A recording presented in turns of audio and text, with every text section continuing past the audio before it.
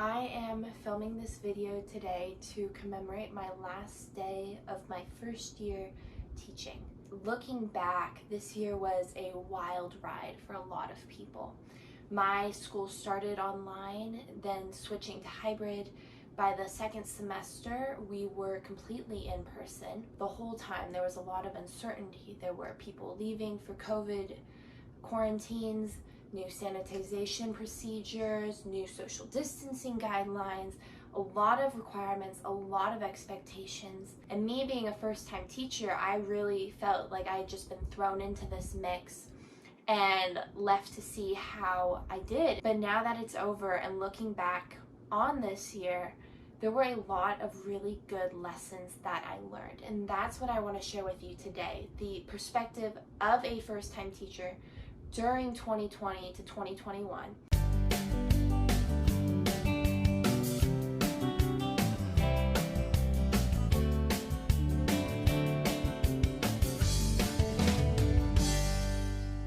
Looking back on this year, there are so many things that I learned. First, just how to even be a teacher.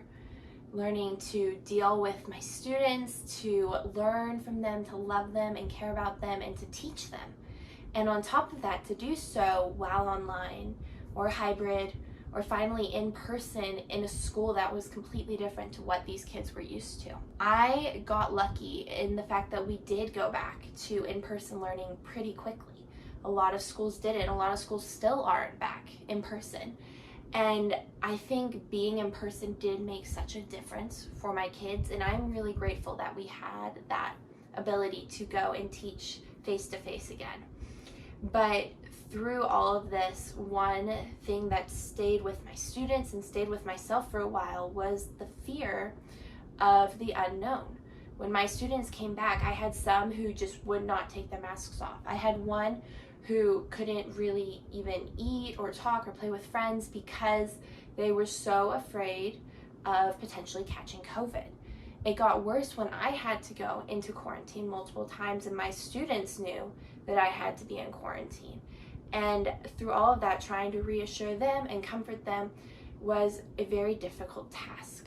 We knew the sanitization procedures and the social distancing guidelines, but in a classroom, what actually happens isn't as ideal as the CDC recommended, and we didn't have the abilities to do everything that we were told we needed to do. So there was a huge element of fear. As the year continued, it did dissipate. Nobody in my class had any serious harm from COVID. Myself, I was fine as well after getting COVID, and so I'm really grateful for that. But that element of fear was such an interesting concept, and looking back on it, I realized that the fear of catching COVID was, in a lot of ways for my students, worse than when they had to go into quarantine themselves. And I learned from this that fear only controls you if you let it. Starting out the year, like I said, everyone was afraid.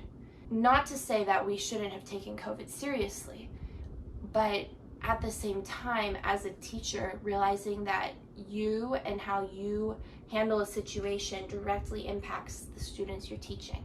And so when I figured that out, I learned that even if I was nervous, I couldn't let the kids see that. Not letting my fear control my actions and my interactions with my students did make a huge difference in the classroom.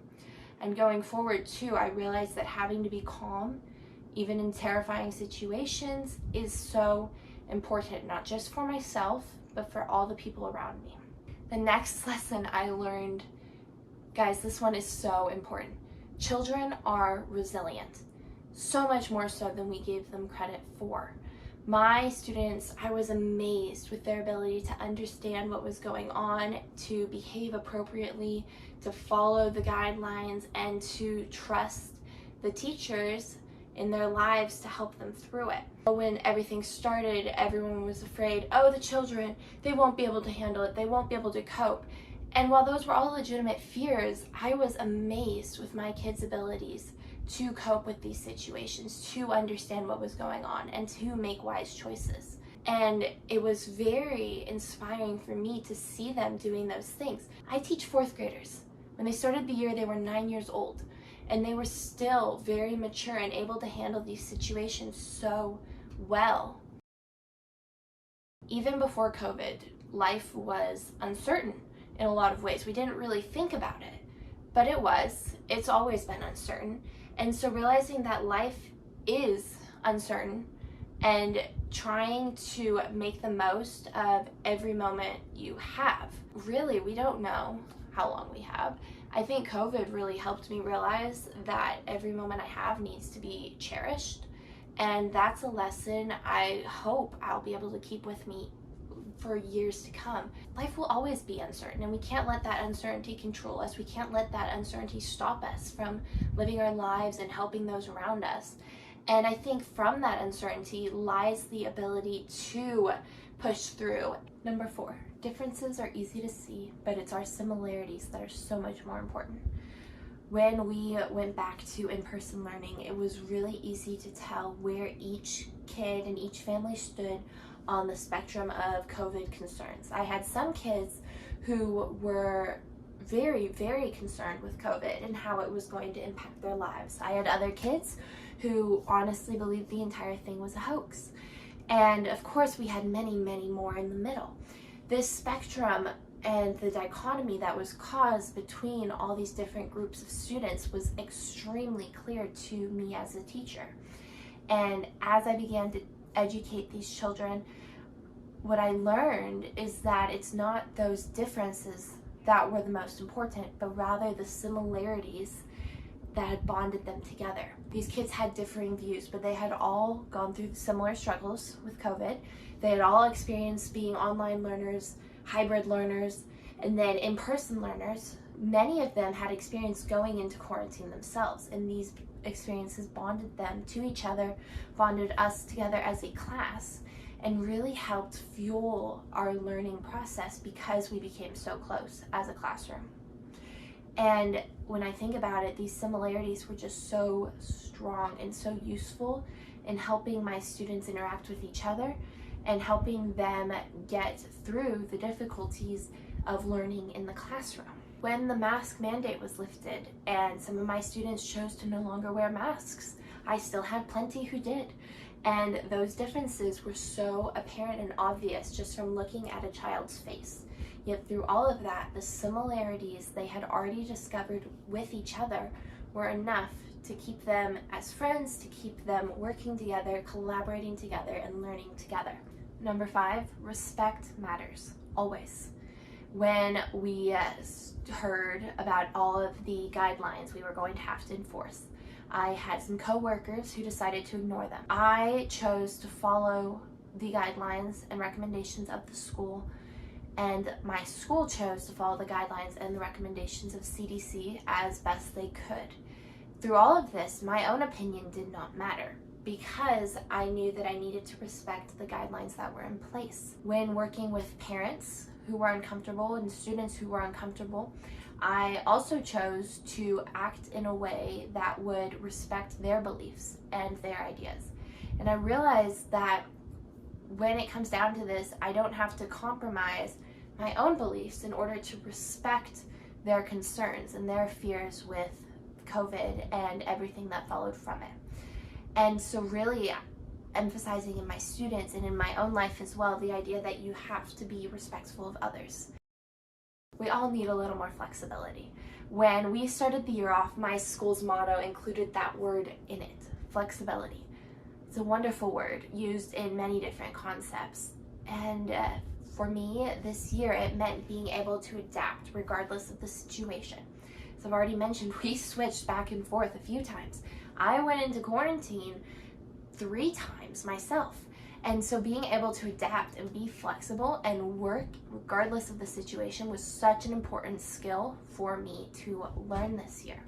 And it's something I definitely want to carry on into all of my future years of teaching. A framework is good and a plan is great, but it's also important to be able to adapt, to be flexible in difficult situations. That way you can reach those you are working with in the best way possible. And finally, number 7, we need to return to a new normal. COVID and everything that followed has just been a spiral, a whirlwind of activity and decision making. Now things are starting to calm down. My state has lifted the mask mandate. We no longer require masks in school. Next year the desk shields will be gone, and slowly but surely things will go back to the way they were before. But I have heard of some teachers, especially, who liked the way things were during COVID. They liked the lessened requirements for teachers. They liked not having to stress so much about standardized testing. And while, given the circumstances, the changes were effective and appropriate, moving forward, we need to be able to adjust and return to how things were for the sake of our students and for the sake of our classroom. And it's not something that happens overnight. And I get that there will still be some contention, a little bit of fear, a little bit of nervousness, but for the sake of our students and for the sake of ourselves, we do need to slowly return, if not completely, to the way things were before, to a new normal where we can operate and function without being in a constant state of fight or flight. And that's just something personally, as a teacher, that I know I need to remind myself of. I need to take that time to go back and plan and prepare and really return to a normal, calm state of mind where I can best teach my class.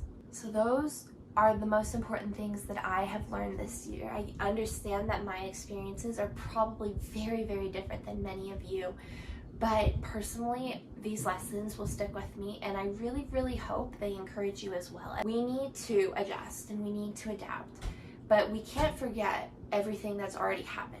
And hopefully by reflecting on this crazy, crazy school year, I will have learned things that I can apply in my classroom and for my future students for years to come. Thank you so much for watching this video.